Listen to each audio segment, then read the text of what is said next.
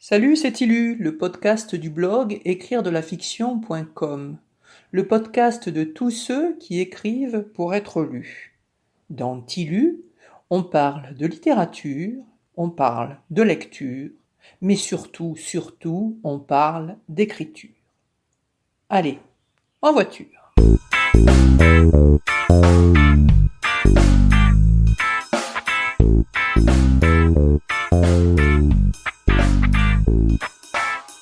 Aujourd'hui, nous allons parler de méthodes d'écriture et de processus et de comment trouver ce qui fonctionne pour vous.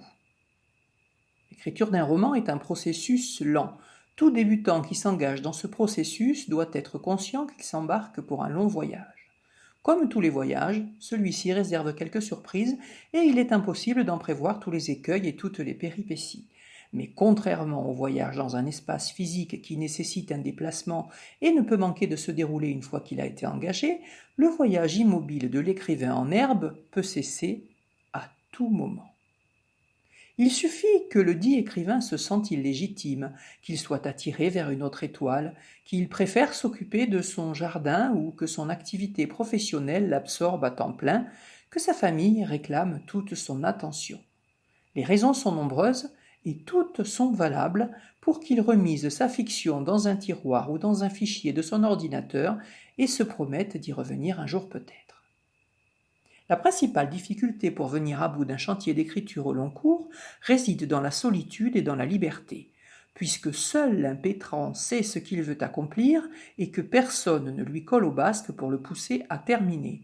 La liberté d'écrire ou de ne pas écrire peut être sa pire ennemie. Trouver sa propre méthode d'écriture peut parfois se révéler complexe. Pourtant, l'histoire de la littérature ne manque pas d'écrivains ayant créé une œuvre en exerçant un métier à côté. Céline était médecin, Lamartine garde du corps, Kafka inspecteur d'assurance, Saint-Exupéry aviateur, Stendhal officier de cavalerie, etc. Pour vous aussi, parvenir au bout de vos chantiers malgré la vie qui va et qui réclame toute votre attention, et c'est tant mieux, car vous aurez quelque chose à raconter, va vous demander de trouver les outils qui vous conviennent et de les mettre en œuvre aux moments opportuns. Ce sera votre méthode d'écriture. C'est un lieu commun de dire que le processus d'écriture est différent pour chacun d'entre nous. Mais cela sous-tend que la méthode qui marche pour Kafka ne fonctionnera peut-être pas pour moi ni pour vous. Cependant, il existe des moyens pour trouver son chemin parmi tous les conseils et les méthodes proposées dans les livres et sur Internet et mettre au point la méthode d'écriture qui fonctionne pour vous. Disons, une méthode pour trouver la méthode. Comment trouver la méthode d'écriture qui fonctionne pour vous ? Vous lirez 3 bons conseils, je vous les fais courts, ils sont partout, vous en avez sûrement conscience. Conseil numéro 1, essayez différentes méthodes. Renseignez-vous sur les méthodes utilisées par les auteurs et testez-les une par une. Avec ou sans plan, le matin ou le soir, dans la cuisine ou dans la cabane du jardin. Bon, d'accord. Conseil numéro 2, planifiez votre travail et donnez-vous des objectifs. Un nombre de mots quotidiens, un texte d'une longueur imposée. Explorez différents genres, même ceux vers lesquels vous n'êtes pas attiré spontanément. Conseil numéro 3, commencez par travailler sur des textes courts avant de vous lancer dans la rédaction d'un roman.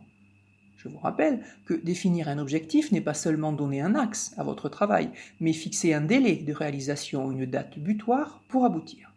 Un peu de pression ne fait pas de mal, pour cela les concours de nouvelles et les appels à texte des revues littéraires sont vos amis. Ces 3 conseils sont bons, très bons, mais pas suffisants. Ils laissent croire que l'écriture est la mise en œuvre de techniques et de recettes et qu'elle relève uniquement de l'artisanat. Devenir un bon artisan de l'écriture, c'est une des étapes obligées pour produire une œuvre, mais ce n'est pas un but ultime. C'est indispensable, mais il est possible d'aller plus loin. Le meilleur conseil que je puisse vous donner concernant la méthode de travail. Le meilleur moyen d'atteindre l'efficacité n'est pas et ne sera jamais de copier ce que les autres font. De la même manière que l'inspiration qui nous visite parfois ne tombe pas du ciel, mais est le fruit de notre expérience, de nos rencontres et de nos lectures, la méthode d'écriture qui nous va bien est celle qui colle à notre personnalité et à nos habitudes. Il est beaucoup plus facile de suivre son penchant que de lutter contre. Je ne vous apprends rien. À partir d'un point donné, lutter contre le courant fatigue et l'issue est toujours la même. On revient au point de départ dès que l'on cesse de pagayer. Descendre le courant, en revanche, promet de belles balades. Suivons donc notre courant et gardons notre énergie pour l'écriture.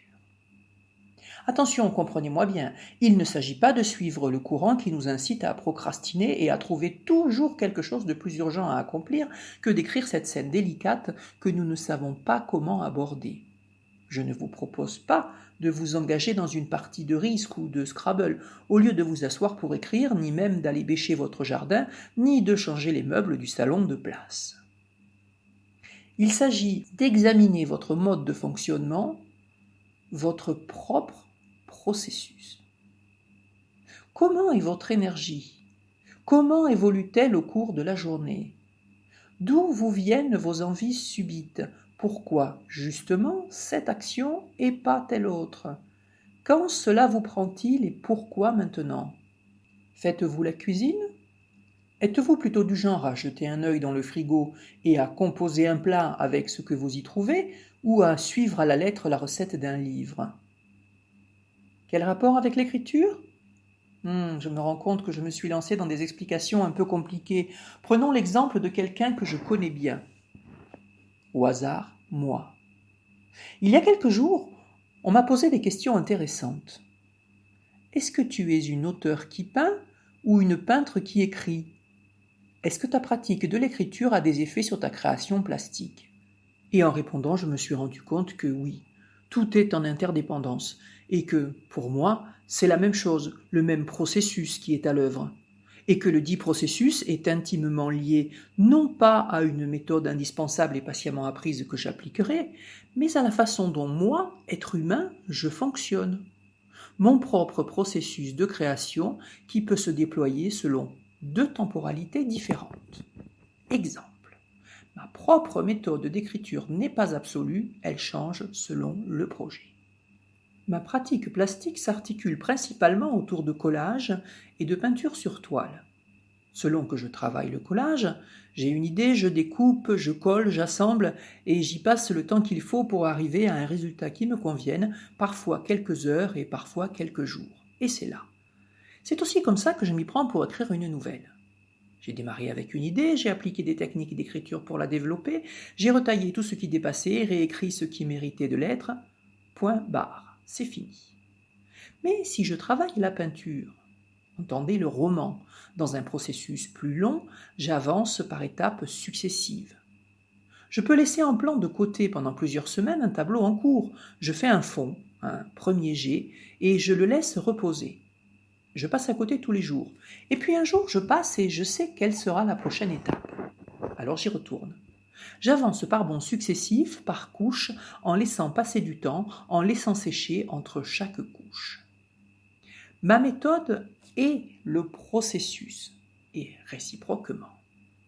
Je ne suis pas quelqu'un qui produit une œuvre plastique fulgurante en quelques coups de pinceau ou de crayon, plutôt quelqu'un qui organise des espaces, quitte à déplacer des éléments, à reprendre un contour, à revenir sur une couleur.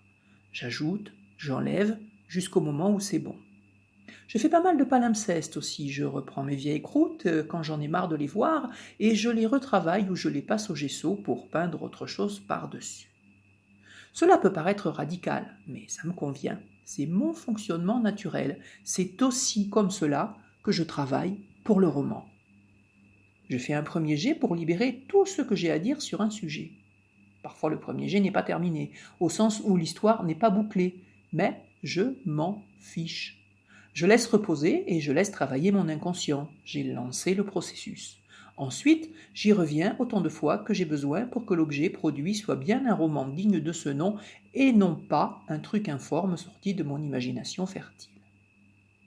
À cet égard, la pratique de la peinture m'a aussi appris à ne pas trop m'attacher à mon texte. Ça fait partie de la vie des objets, de disparaître.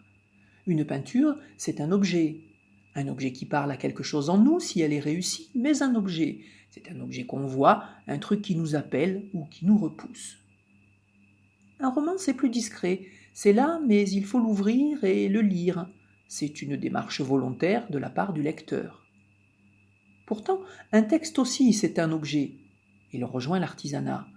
J'agis avec l'objet texte comme j'agis avec l'objet tableau.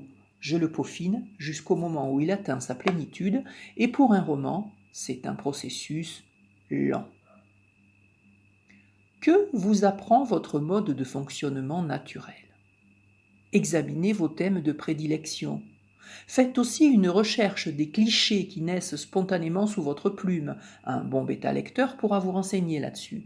Y a-t-il des leitmotivs dans votre écriture, des scènes que vous êtes tenté de réutiliser sous une autre forme, des mots qui reviennent? Quel est le rapport entre ce que vous écrivez et ce que vous vivez, ce que vous avez vécu? J'ai appris très tôt à ne pas sous-estimer l'inconscient. Je fais tout ce qu'il faut pour qu'il puisse s'exprimer ailleurs que dans des colères ou des maladies. Je lui fais donc de la place chez moi et la création littéraire ou plastique m'est un soutien précieux. À une époque de ma vie, j'étais tourmentée par des problèmes familiaux. Cela s'est traduit de telle manière que je me suis mise à travailler le tissage. Texte et tisser, par ailleurs, c'est la même racine, le même mot latin. Texte est issu du mot latin textum, dérivé du verbe texere qui signifie tisser. Pendant que je travaillais le tressage, j'écrivais pas mal de poèmes sur un thème que j'avais appelé ma famille, une histoire de lien, une histoire d'ADN évoquée au moyen de fils entrelacés. Forcément, tout ça travaille ensemble. Mais pour me sentir devenir écrivain, je suis sorti de la simple expression de mon intériorité grâce à la connaissance de mes propres ressorts, ce qui me permet d'explorer d'autres aspects, d'autres points de vue, de ne plus être uniquement dans l'écriture thérapeutique, mais bien dans la fiction créative. Et vous? À partir de quoi écrivez-vous? Quel est le processus interne qui vous y pousse? Que faites-vous de vos envies de départ? À partir de quoi écrivez-vous? La meilleure illustration d'un processus à l'œuvre, c'est peut-être mon chantier d'écriture en cours, le roman que je suis en train de terminer. Au tout début, il y a une séance de méditation, un travail sur moi selon une expression à la mode, lors de laquelle m'arrive soudain la vision d'un château de cartes. Puis, longtemps après, il y a un jeu de cartes physique et mon travail plastique autour de celui-ci. Je l'avais oublié, cette méditation, mais je m'en souviens, et de ce château de cartes que je mets en image. Je produis ensuite plusieurs tableaux en découpant des jeux de 52 cartes et en organisant les morceaux en tableaux avec la contrainte de tout utiliser, le jeu entier, et toujours dans un même espace, un monde fini avec 4 points cardinaux, une feuille de dessin format raisin, c'est-à-dire 65 cm sur 50. Il y a un début d'histoire, un élément déclencheur, la volonté ou la nécessité de tirer sur le fil, et voilà qu'un sens apparaît. Le sens? En agençant les mêmes éléments de façon différente, on peut produire une multitude de scènes différentes, raconter une multitude d'histoires. Adapter la forme au fond. Ensuite, lorsque vous savez à propos de quoi vous allez écrire, vient le moment de décider quelle forme vous allez donner à votre production. Durant l'écriture de ce roman, je suis sortie de l'idée de départ que j'avais de construire une narration contrainte à 54 chapitres pour me donner plus de liberté, mais je voulais que le roman épouse autant que possible la forme du jeu de cartes dont l'histoire était née, et finalement, j'y suis revenue. Ça ne se voit pas au premier coup d'œil, mais moi, je le sais. Le roman est construit en 54 chapitres, répartis entre 12 livres, plus un fil de narration qui s'intercale à la fin de chaque livre et qui renseigne sur un autre aspect de la réalité, soit 13 en tout, ce qui correspond au nombre de cartes par couleur. Le chiffre 4 est aussi très présent. Dans le préambule, j'explique les règles du jeu et dans la dernière partie, je fais les comptes de la partie. Enfin, c'est comme ça que je l'envisage. Mais ça peut très bien passer inaperçu au lecteur distrait. En effet, cela n'empêche pas que j'ai par ailleurs à respecter un certain nombre de règles applicables à la construction d'une histoire et aux personnages, car si mon objectif était de produire un texte dont la forme et le fond s'interpénètrent, je n'ai jamais perdu de vue que la destination finale de l'objet livre était le lecteur et non pas mon plaisir personnel. Conscientiser les liens entre la vie et l'écriture. Dans ce roman, la forêt colonise l'espace. Pas seulement, mais c'est un des aspects importants. Pourquoi ? C'est tout bête. Le premier des tableaux a été conçu à partir d'un jeu de cartes géantes dont les éléments étaient énormes. Les piques et les trèfles, figurant la forêt, mangeaient littéralement les 3 tours du milieu pour lesquels j'ai réalisé mon collage en pensant à Prévert et à Grimaud au château du film Le Roi et l'Oiseau. Et Grimaud, c'est aussi un fabricant de cartes. Tout s'emboîte. En cours de route, un personnage est apparu, un narrateur qui n'était pas du tout au programme de mon projet initial. C'est une femme d'un certain âge, perchée dans un grenier et cernée par la forêt. Ce personnage est né après mon dernier déménagement, alors que j'écrivais dans une maison avec une vue magnifique sur la baie de Saint-Paul en contrebas, en bordure de la ravine, dans la forêt et en pleine saison des pluies durant laquelle la nature s'épanouit à grande vitesse. Tout ça pour dire que je suis incapable de séparer mon mode de fonctionnement pour l'écriture de mon mode de fonctionnement pour la peinture, même si les deux médiums ont l'air de prime abord de se développer dans 2 temporalités différentes, mais aussi que je suis incapable de les séparer de ma vie, de mon quotidien. Ce qui fait le lien entre tout ça, c'est moi. Comment faites-vous le lien entre ce que vous vivez et ce que vous écrivez ? Avez-vous conscience que les thèmes qui vous sont chers et la façon dont vous les communiquez vous racontent vous en sous-texte de l'histoire que vous écrivez ?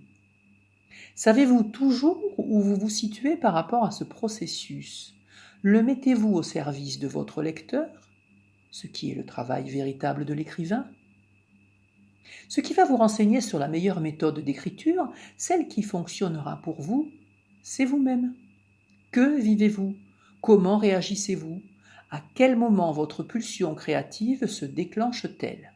Comment avez-vous appris à fonctionner ? De quoi avez-vous besoin pour fonctionner ? Quels sont les espaces d'intériorité qui transparaissent dans votre écriture ? Comment les transformez-vous en romans susceptibles de parler à quelqu'un qui ne vous connaît pas ? Observez-vous en train de faire quelque chose. Comment gérez-vous le temps ? Êtes-vous capable de changer d'avis au dernier moment pour essayer autre chose, ou avez-vous besoin d'un cadre rigide ou semi-rigide ? Pouvez-vous tout laisser en plan pour y revenir plus tard sans problème, ou vous sentez-vous mieux en définissant de petites étapes que vous terminez à tout prix avant de passer à autre chose ? Il n'y a pas de réponse absolue. L'écriture d'un roman est un processus de soi à soi, qui passe par un long cheminement en direction du lecteur pour finir par nous apprendre quelque chose de nous-mêmes. Bienvenue en écriture. Tilu, c'est fini. Salut, à la semaine prochaine.